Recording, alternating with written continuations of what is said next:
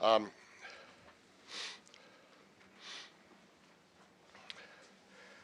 Good morning, everybody. I'm Fred Kemp, President and CEO of the Atlantic Council.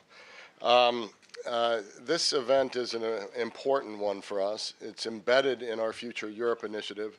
The Atlantic Council has some growing concerns about the future of Europe due to threats from the East, threats from the South, and centrifugal forces.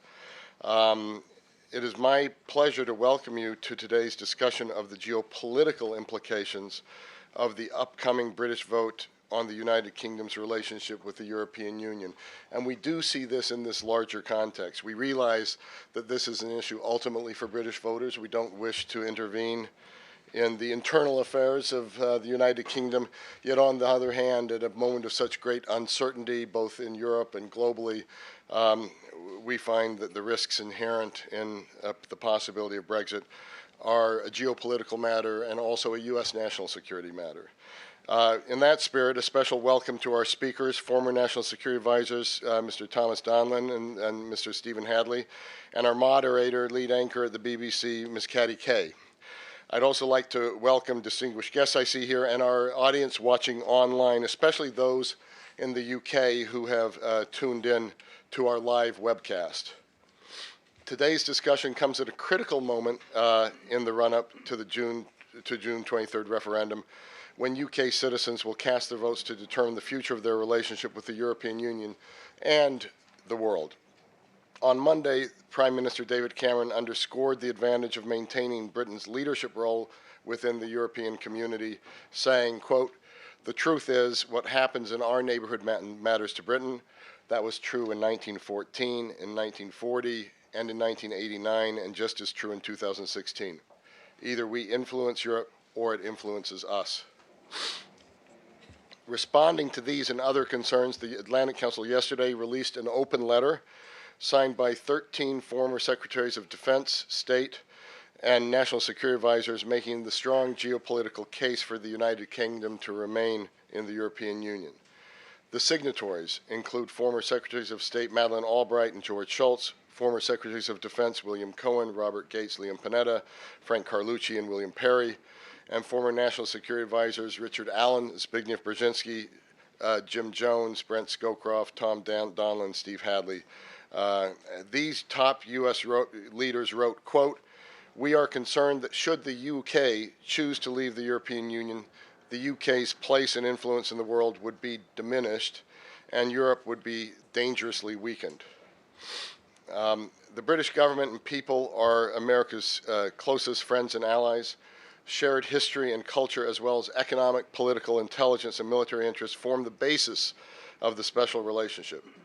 As such, it was the view of these U.S. foreign policy leaders that the UK needs to remain globally engaged and effective, and that membership of the EU is an important part of that. So, the outcome of the June 23rd referendum is, in the most fundamental sense, also a U.S. national security interest.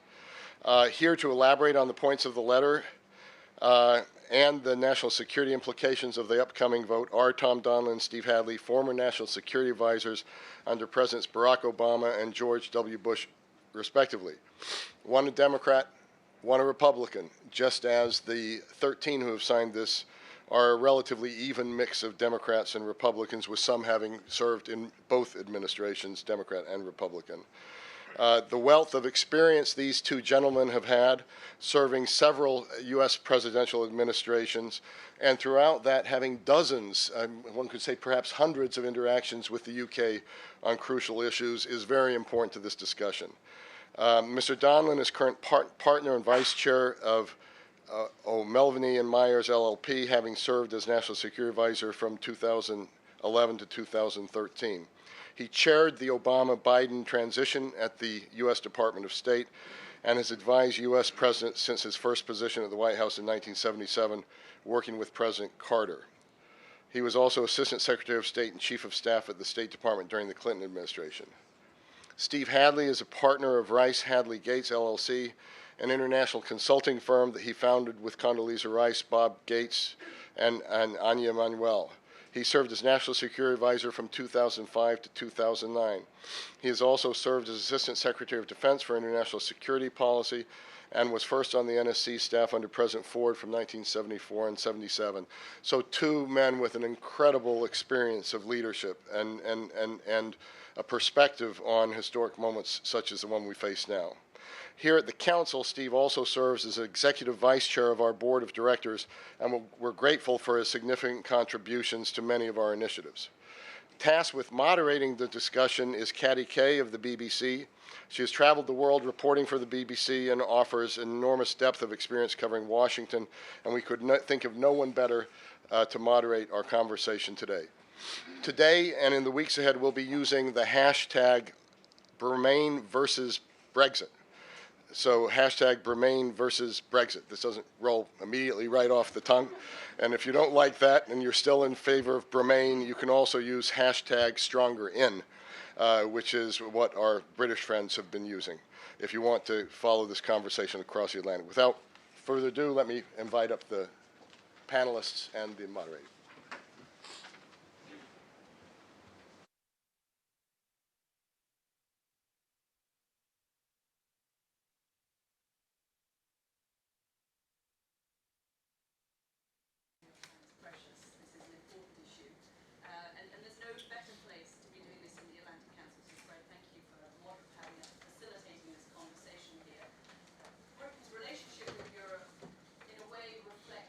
Right where we are today, because some Europeans feel torn between, Brits feel torn between the continent, looking across the Channel to the continent of Europe. Some feel we should be looking across the Atlantic more thoroughly to the United States, and somehow those two feelings seem to be mutually exclusive for some of my fellow countrymen. Britain's relationship with Europe, of course, is complicated. A lot of it is about heart and not head. Some would say it dates back to the Middle Ages when we lost the 100 Years' War, and that was perhaps the high point of our relationship with Europe because it pulled England out of France. And today we're having the same debate, and the polls are remarkably close. This morning I checked on the FT's tracker of polls. It's 46-43, 46 to remain, 43 to leave. If you'd asked me a year ago, I would never have thought that the polls would be that close. And they have been close and steadily close all the way through this campaign. So we will see on June the 23rd which way Britain chooses to go. I like to say at the end of this year we could have three remarkable things: Angela Merkel kicked out of Germany, Britain out of Europe, and Donald Trump elected president in the United States. I would not have predicted any of those. Tom Donnell and Stephen Hadley, you have signed this open letter, which was published on the front page of the London Times yesterday.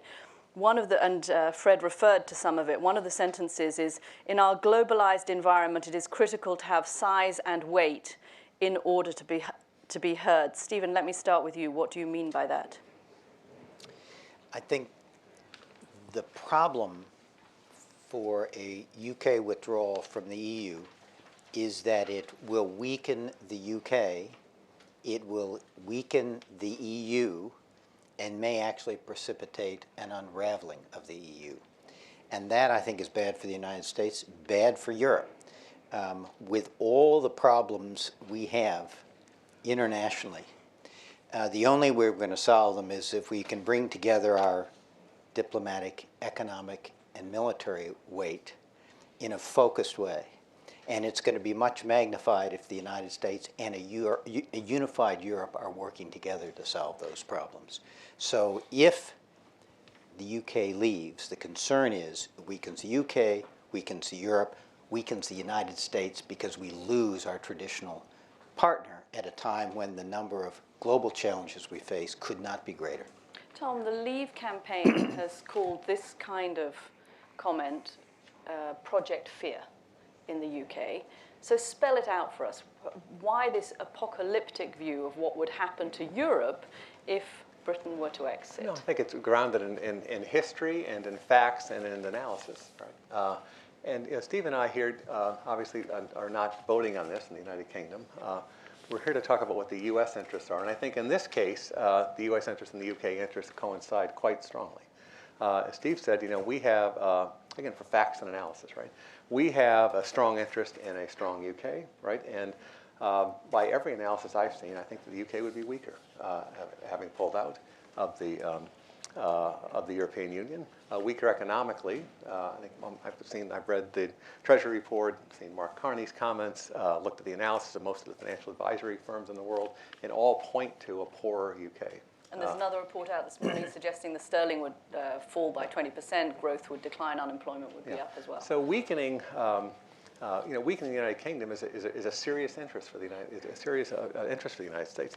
And you've seen, as is evidenced by this gathering here and the president's trip to Britain, and a pretty intense level of interest and engagement by the United States. And it's because of the stakes we have in a strong UK. And second, we want to see a strong UK in Europe because we think it does strengthen the European Union measurably.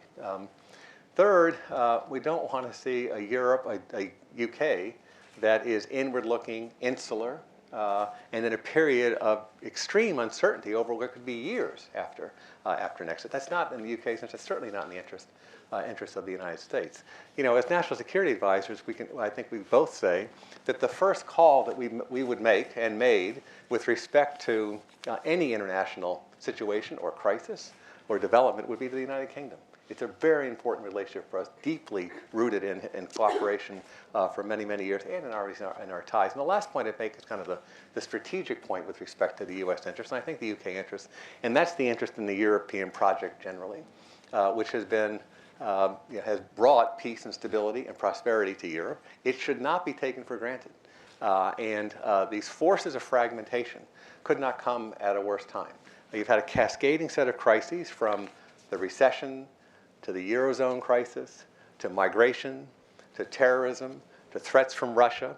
And so at the very time that you need more unity and effectiveness in Europe, this would be a force for less unity and more fragmentation, and could really, I think, be, as Steve said, a force for fragmentation and unraveling, as opposed to a force for dealing with the problems that Europe has, which are substantial. Stephen, how does that play out, the unraveling, in your mind? So June 23rd, Britain votes to leave the European Union.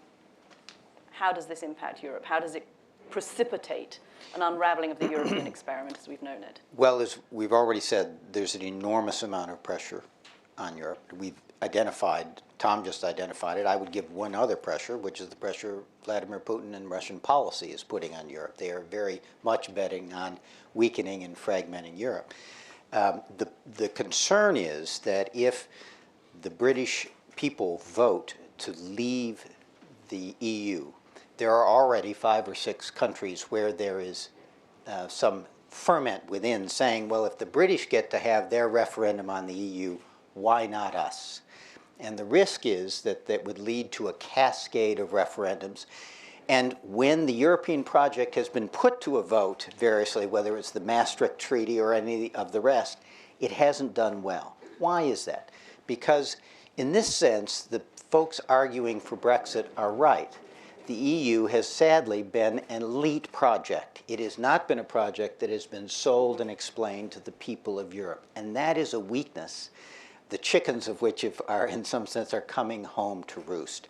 And so the problem is, in light of that problem, the concern is that a British exit would provoke a number of other referendums which could have a cascade of countries leaving.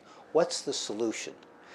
The Brexit people are right in this sense. There are problems in the EU. It has been an elite project. It has not been sold to the people of Europe. What's the solution? It isn't to dismantle it.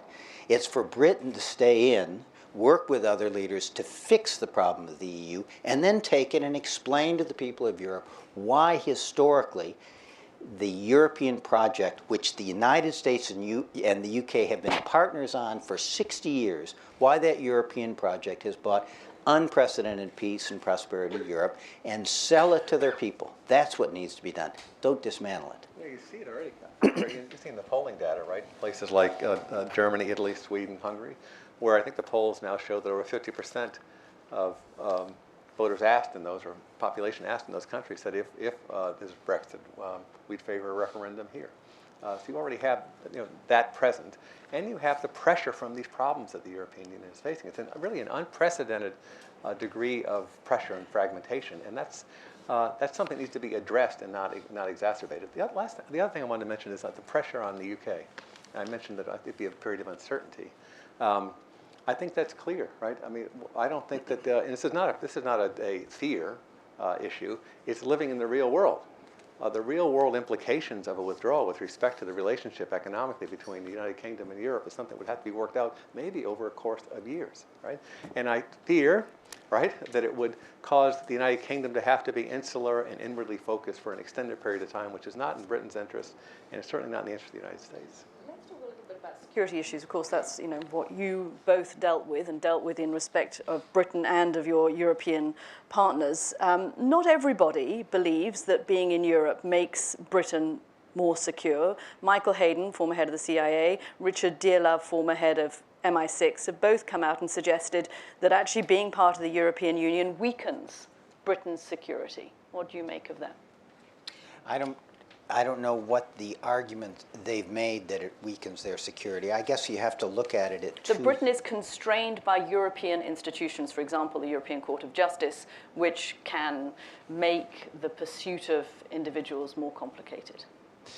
Well, I think is one argument. You have to look at it at two levels. At the broadest level, you have to ask yourself the question, is Britain more secure? Is Europe more secure if you continue on this 60-year project for a European whole, free, and at peace?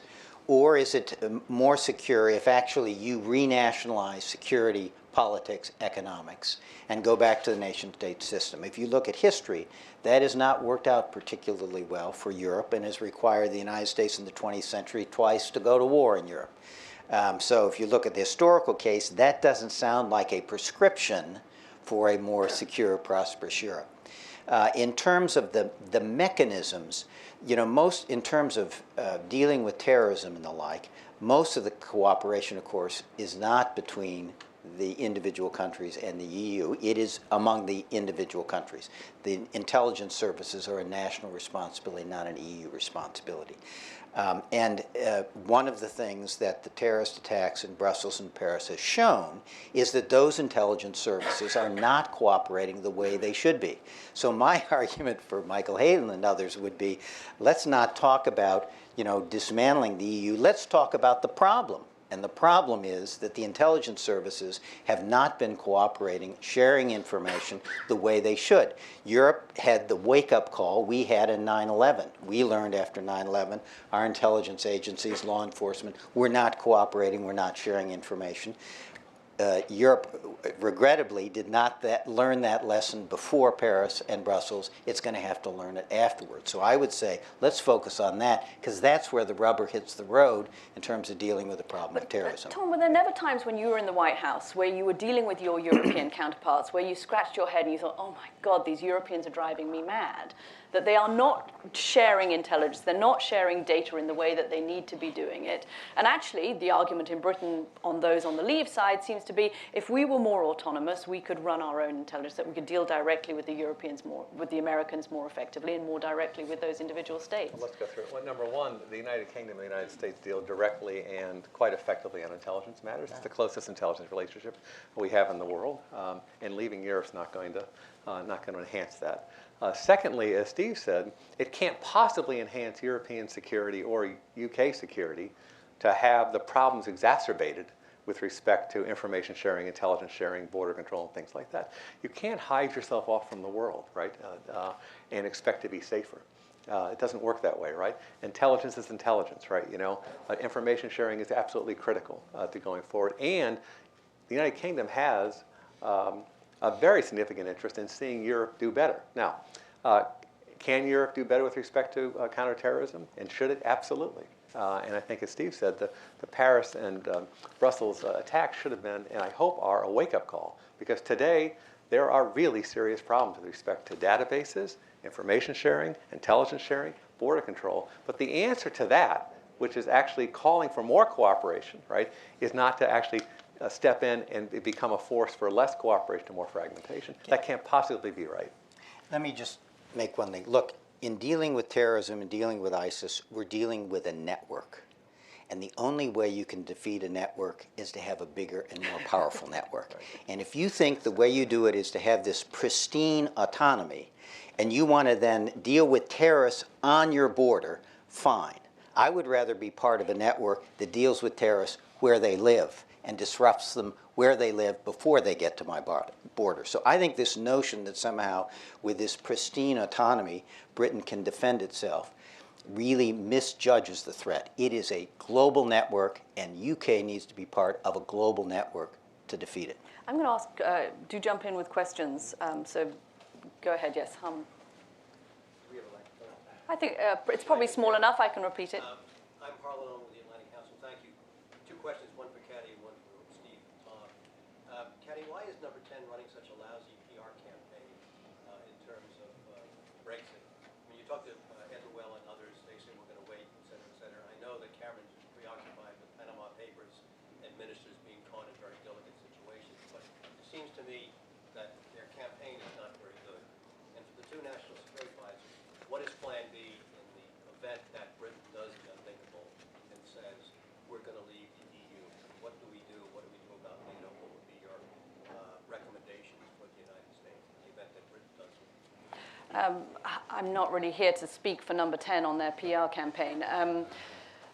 I think they're up against a strong force in the country that has always been very skeptical of Britain's engagement in the European Union and countering that. And if we look at the numbers as being basically 40% decided one way and 40% decided the other way, and we've got 20% floating in the middle, perhaps the fact that they're at 46, 43 suggests that it's, once we see the debates more extensively, and we started to see them a little bit this week on the security issue, both from Boris Johnson and from David Cameron, those numbers may shift in the Remain camp's favour.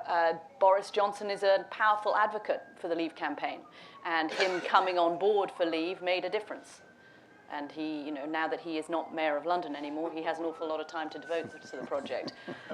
I will leave the intelligence side to you. Well, as Mike Allen would tell you, my plan B is always make plan A work. So the preference here is that the British people, in their wisdom, decided it is not in their interest to go after the EU. Second of all, I don't know what the plan C will be, because there are going to be a lot of knockoff factors. We're not going to know what this looks like. If there are other referendums and those referendums carry, we will probably, as the United States, try to weigh in. But once Britain decides to leave, the momentum for dismembering the EU is going to be very strong. Second question, and this is not a question for Americans at all, it's an internal question for the people of the United Kingdom. What does it do to the United Kingdom? Does the Scottish referendum come back on the table? What does the Northern Ireland do, which is dependent on and gets a lot of money from the EU? What is their view? So I think in some sense we don't know what Plan C is until until the ground stops shaking. And it's but my view will be, whatever that Plan C is, I think it will be much less congenial to American, UK, and European issues than my Plan B, which is make Plan A work and have the UK stay in the EU, help reform it, and then take the European project and sell it to the people of Europe. I agree with Steve. The United States is and will continue to undertake strong efforts to try to strengthen the European Union, right? Through trying to bring to fruition and completion the TTIP negotiations, which is in the interest of the United States and the interest of Europe, to continue to press Europe to do a better job on intelligence and counterterrorism, which we talked about earlier. It has real faults right now. And to continue to kind of press for more effective European action and to press against the forces of fragmentation. That will get harder with an exit by the United Kingdom and the knockoff effects and the momentum that would give to the forces of fragmentation. This could not be a worse time to do this for Europe.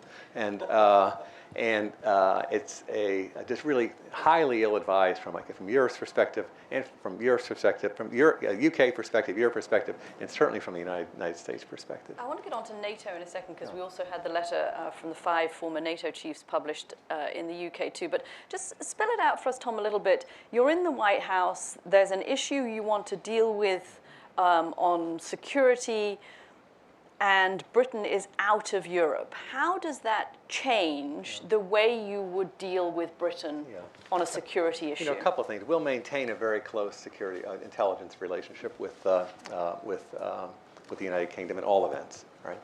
will maintain strong support and engagement with NATO as the principal military alliance that we have in the world.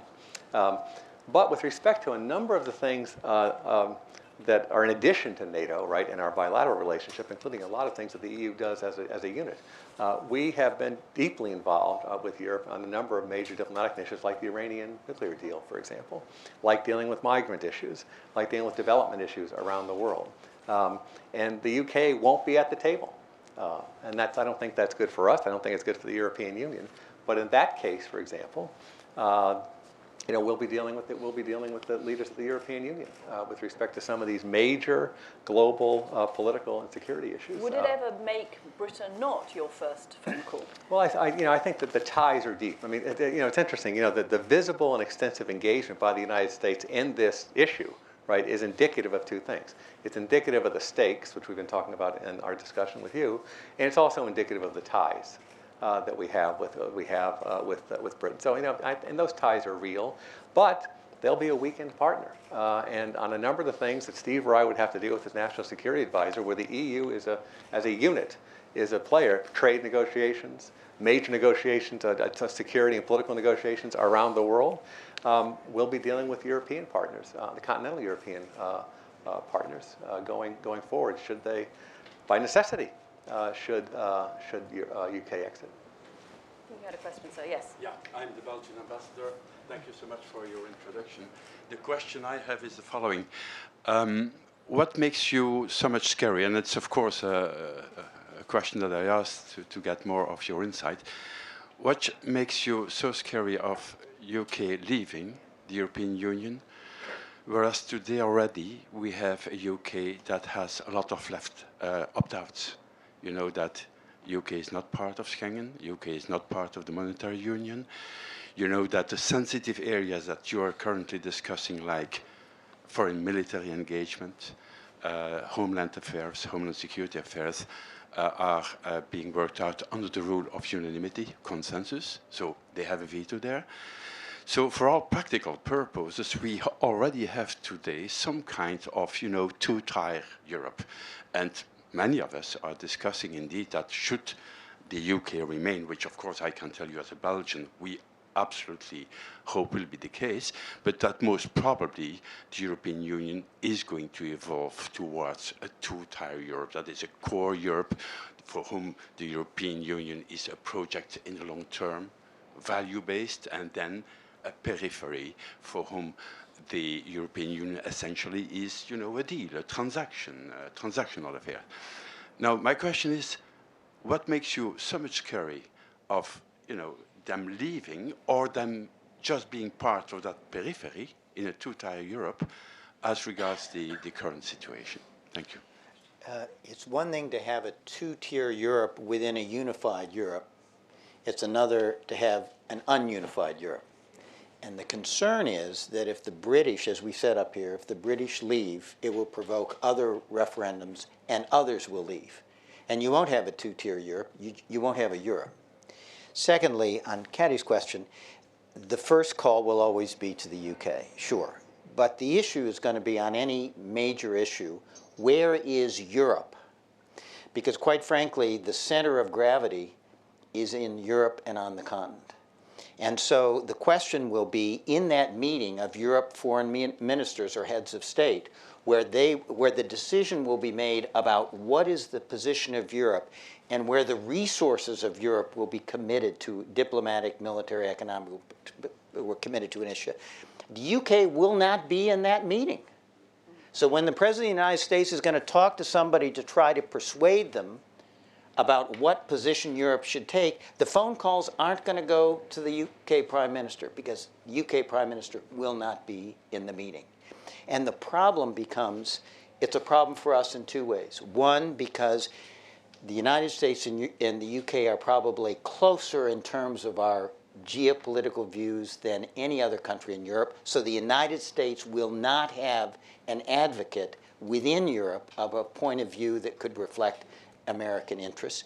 And secondly, the weight of Europe will be reduced if the UK is not part of the discussion, as will the weight of the UK be reduced if it is not talking with Europe. That's the problem. Yes, in the back. Thanks, Caddy. I'm Michael Allen. Steve, Tom, nice to see you. Formerly worked with Steve. I'm with Beacon Global Strategies. Russia. We've read so much about the centrifugal forces in Europe and the hybrid warfare in Germany and the funding of pro-Russian political parties. Can you speak a little bit more how a Brexit might benefit Putin's aims in Europe? Yeah, interesting. I think that an express aim for Putin, Michael, is fragmentation and less unity in Europe. And as Steve said, the United Kingdom is typically the country closest to the views of the United States with respect to approach on economic insecurity and other matters. And I think that Putin would cheer a fragmentation, cheer a pulling back of the United Kingdom from Europe. The things that you talked about, right, are designed to put pressure on Europe in terms of fragmentation, in terms of interfering in European politics. So I think it's a significant negative. It's one of the centrifugal forces, right? It's one of the the forces of fragmentation. Different members of the European Union have different relationships with Europe, and keeping that unified, right, is a real challenge in Europe. And I think that adding to the forces of fragmentation would only be to Putin's benefit. And I think it would be, frankly, make it more difficult to maintain a unified front in the face of a real challenge today from Russia. Russia has, since Putin has come back into office, has obviously taken an entirely different direction with respect to its strategic outlook and its conduct. And essentially today, for lots of reasons, including domestic political reasons in Russia, and an outlook that Putin has with respect to zero-sum outcomes, and a sense of grievance, Russia has taken essentially an attitude and struck a pose where their foreign policy and security policies are defined in contradistinction in a negative way to the West and the United States. It's a real challenge today. It's a challenge all through Europe. It's a challenge in the Middle East and around the world. And it's one that we need to deal with in a unified way if we're going to deal with it effectively. Stephen, do you want to weigh in on that? Yeah, I mean, what would be in Putin, in Russia's wildest dreams as to what would happen in Europe? I think it's three things. One, the EU would split. Two, he would be able to show that NATO's Article 5 guarantee to come to the defense of NATO members is not worth the paper it's written on. And Russia would be able to reestablish a sphere of influence in the former Soviet space and within the former Warsaw Pact. That would be a great day for Vladimir Putin. I think it's not a great day for European interests, British interests, or American interests. And my concern is that a British exit makes all of those things more likely. I don't think that's in Britain's interest. I don't think it's in Europe's interest. I certainly don't think it's in American interest. And it also, Michael, gives this, this kind of really pipe dream of a Eurasian Union that Putin had been pressing, and one of the reasons I think that he acted in Ukraine. It gives that legs, right? He'll portray it as an alternative to a divided Europe. Yes. Good morning, Sanjin Choi, Langham Partners. So UK has option. If UK stay in, keep calm and carry on, there's one option. UK choose opposite option. UK decide to leave. It has impact on both parties. Conservative Party, Prime Minister Cameron will not last 30 seconds and will divide within Conservative Party, as you, Ms. Kay, mentioned about Boris Johnson and perhaps Mike Gove to divide Conservative Party. And it has impact on would they join UK. And also Labour Party has impact. Blairite, for soft Labour Party vis-a-vis current Jeremy Corbyn. So I would be interested in speakers' views on what are the impact of a referendum in UK political systems. Thank you.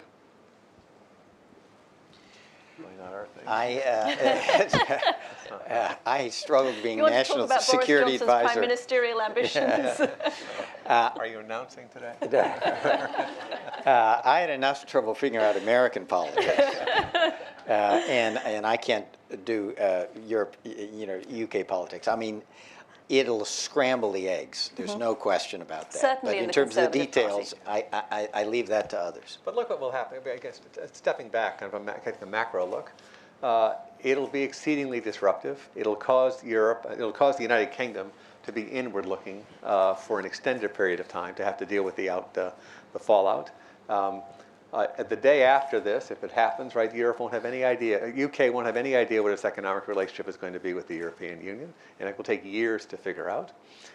There will be pressures within the United Kingdom with respect to Scotland and Northern Ireland, and other aspects which will take a tremendous amount of, inward focus. And I just fear, I think it's predictable, that it'll be a time of great uncertainty and insularity in the United Kingdom. I think we can predict that. Divorce is generally messy. Yeah. And one of the unpredictable. questions is, if these projections are right of the economic impact on the UK, what does that do to UK politics? And does UK really want to go into an environment, given the pain it has involved getting out of the 2008-2009 recession? Does the UK really want to go into another period of downturn? What's that going to do to its politics? I think, we are certainly seeing at the moment, we're in a moment of populism around the world, whether it's in the Philippines or in Austria, and in the UK too. And I think that there are echoes of what we are seeing in this election campaign here and in the rise of Donald Trump in the Brexit campaign. The sense that existing structures have not served the people well, that people have had a bad deal from the European Union, and perhaps the future is not being gamed out meticulously, but they know that what they have at the moment they don't like, and this is a protest vote to some extent. And I think you're seeing some of that reflected here and in other countries too. And that's why it's important not just that Brexit be defeated, but also that European leaders then respond to this discontent, and respond to the criticisms of the European institutions, and get together and fix them, and then go to their people and explain it and defend it. That's what, we're not saying defeat Brexit and everybody goes to sleep. It is the European project needs to be fixed, it needs to be supported by its people, but the way to get there is not to dismantle it first. The way to get there is to fix it and then bring it to the people of It can Europe. only be done through leadership. I think Steve's exactly right. It should be, well, the events of the last 5 or 6 years should be a wake-up call for the European Union and European leadership. And this should be an inducement for Europe to address a number of these issues much more effectively. In the back. It's David Bartlett, American University. 2 quick questions. First, would an adverse result in the referendum necessarily be legally binding on the Cameron government or a successor government? And the second question is, even if Britain left the European Union, wouldn't there remain a significant degree of de facto, if not de jure, integration into the single market and other economic commercial dimensions? Well, the latter is just not at all clear. We don't know. To some extent, we don't know. That's not at all clear, and I think that you can do a sector-by-sector analysis. You don't know. You don't even know today the state of the clear status. I think of 2 million Britons who work in Europe today. Or the status of European banks who are based in in the city of London, and vice versa, British banks who are working on the continent. That has not been spelled out yet. And it would depend to some extent on the terms of the divorce. We will go to the lawyers, and the Europeans will have very little vested interest, I think, in offering Britain a amicable settlement or an advantageous settlement. So we can't, and I don't know on the security side, where to the extent, Stephen, to which we know exactly what happens on issues like cyber and data sharing. Well, on your first point, I don't know whether it's legally binding on the UK government or not, but it's certainly politically binding. I mean, Cameron has said we will have a referendum.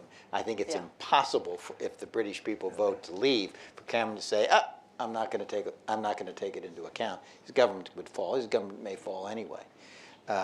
So I think as a practical matter, we're going to be stuck with it. The negotiations are going to be very interesting because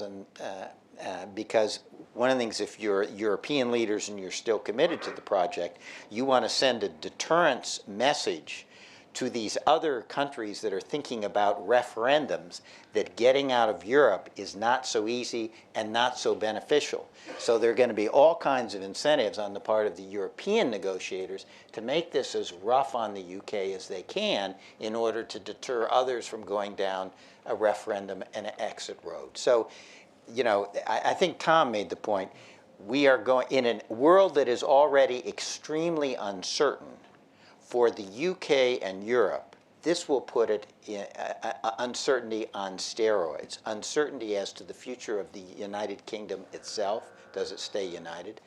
Uncertainty about what its economic, political, and security relationship will be with the rest of Europe, and uncertainty about where does Europe go. And do you really want to do all that, inject that all new level of uncertainty in a world that is as uncertain At as a the time world when your is today? currency may have gotten a beating, you take economic downturn. And on the security side, Katie, I think the answer is all these arrangements will have to be negotiated de novo.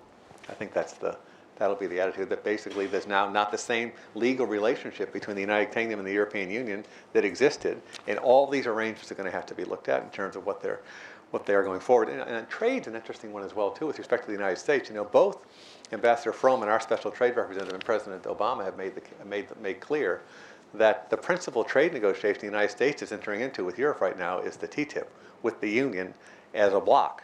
The United Kingdom cannot expect to jump that queue. Now, the Leave campaign, by the way, and I should put this out there, would say that this is part of the fear-mongering of the Remain campaign, that they are painting the most disadvantageous outcome possible for Britain if they vote to leave. And you know, the answer to that is, you know, it's not an effort to make a fear campaign, and what we've been saying here is the Brexit folks have a point and their concerns need to be addressed. But the truth is, if you look at the facts, it's not a fear campaign, it is a factual statement that if UK leaves, there's a lot to fear. That's just the way it is, given these uncertainties. So it's not fear-mongering, it is a recognition of the reality that would follow. Yes. Yeah. I'm from the Bertelsmann Foundation. Thank you. We've been doing a lot of work recently on the economic projections of a Brexit and the potential impact on all the member states. And it seems across the board everybody loses. But I want to turn this on its head just a little bit and see what you think about this. We're talking to a lot of people who will say that, you know, maybe this isn't the worst thing. Maybe if we see Britain leave, others may look at this and say, let them be the canary in the coal mine, and maybe they'll see that the impact is severe, both from an economic and a geopolitical perspective, and it may make the others step away from the abyss and say, maybe we ought to rally around the EU, and it'll actually encourage a stronger EU at the end of the day. Would you put any stock in that? The problem is what Caddy mentioned, the mood in Europe, the mood in the United States, the mood almost globally of a rejection of the political class, rejection of the status quo. I just think it's more likely that it's a canary in the coal mine in the sense that everybody else decides it's time to get out of the coal mine. Although, I mean, presumably, if they see sterling decline by 20%, growth decline by 1%, unemployment go up, they may say, to your point, that didn't work out so well. The question will be one of timing. How Right. long will it take how for long are these they prepared effects to to come wait? in? Yes. Because, you know, there will be an interim period. The estimates, I think the actual EU convention says that after a party says that they want to leave, there's a 2-year negotiating period. And there's going to be a lot of questions about what applies during that 2-year period. So the effects may not be, the economic effects may not be immediate. They may be over the longer term. The political effects that I'm talking about may be more immediate. So, you know, you could make that argument. I would like to have people say, let's agree now there are things that have to be fixed and issues that need to be addressed, and let's start addressing them now rather than doing it after a year or two process where we see how it works out for the UK. We don't see any of those dynamics yet in Europe, right? You know, I mean, the dynamics are all in the other direction. Dissatisfaction with the way that the European Union has handled the migrant issue, grave difficulties in terms of cooperating and dealing with that issue over a long period of time now. grave difficulty and an extended period of negotiation with respect to the Eurozone issues. So the dynamics are just in the other direction. And we talked earlier about the polling, where you see large numbers of voters in a number of European countries looking for a referendum of their own. And I guess as Steve said, you shouldn't be looking for a car crash in order to learn that you should drive safely, right? That's not really the way for responsible leaders to act.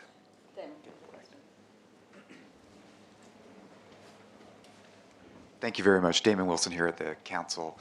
I wanted to go and ask about U.S. policy in the context of the forces of fragmentation that you've referred to. And the European project has long also been an American project, and we've had a long-term strategy of how U.S. policy actually supports a Europe whole, free, and at peace. And while we have clarity of policy and sort of U.S. Advising caution on Brexit, what else could or should the United States be doing to push back against the forces of fragmentation, supporting a Europe that holds, recognizing we have a NATO summit coming up where there's some divisions on how much to move the alliance east, how much to push back on Russia. We have a migration crisis in which we're more in an observer posture, and we've sort of closed our borders to some degree rather than sharing that challenge with Europe.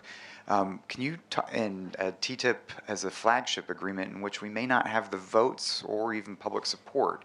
So can you broaden beyond the Brexit issue, where can the United States actually play a supportive role in the idea that Europe holds together? Stephen? Well, I would say one of the things we can do is to become more aggressive in helping address some of the issues, other issues, in addition to Brexit, that are putting so much pressure on Europe. That means doing some of the things that has been talked about to strengthen NATO, American, and European presence in the Baltic states, in Central and Eastern Europe, and in the Balkans, so as to deter President Putin from trying to reproduce there what he did in Crimea and Eastern Ukraine. I think it is enhancing even further our terrorism cooperation to reduce the terrorist threat to Europe. I think, quite frankly, it is getting more active on the ground in Syria to try to get a situation to stop these refugee flows that are putting so much pressure on Europe. So I think the way to do it is to help Europe address some of these things that are pushing on the pressure. There's one other thing, if I could say. The mega American interest is what you say. We have had a 60-year effort to try to help Europe put its past behind it and create a unified Europe that has made some progress and have produced a level of security and prosperity in Europe that's really unprecedented. That's been very much in American interest. It's in America's interest to have a strong European partner. We learned in the 20th century that when Europe falls apart, we get dragged in. It is in our interest that this European project go forward. And we say this to our UK friends. We understand they get to make this decision. We wouldn't have it any other way. But what we're saying is that we have interests here. We think our interests are actually aligned with the UK interests, but the people of the UK will decide that. But in any event, we have real interests here, and we would like our friends in the UK to take our interests into account as they make a decision based on theirs. Kathy, we were talking earlier today about there's a memory problem here too, in Europe. As you get further away from European history, and you get more taken for granted as this kind of natural state of being, a continent of peace, prosperity, and stability, you can take for granted the structures and efforts that put that together. And I think that's an important thing for European leaders to remind European publics of. Just on your point, Damon, on the specifics about the United States, one is that the United States should continue to pursue and finish this year, if at all possible, the TTIP negotiations. That's a unified European project. It's important for the United States. It really is an important test of our relationship, and it's a positive ultimately for European economy. This NATO summit coming up is an important moment for NATO to determine what its role is.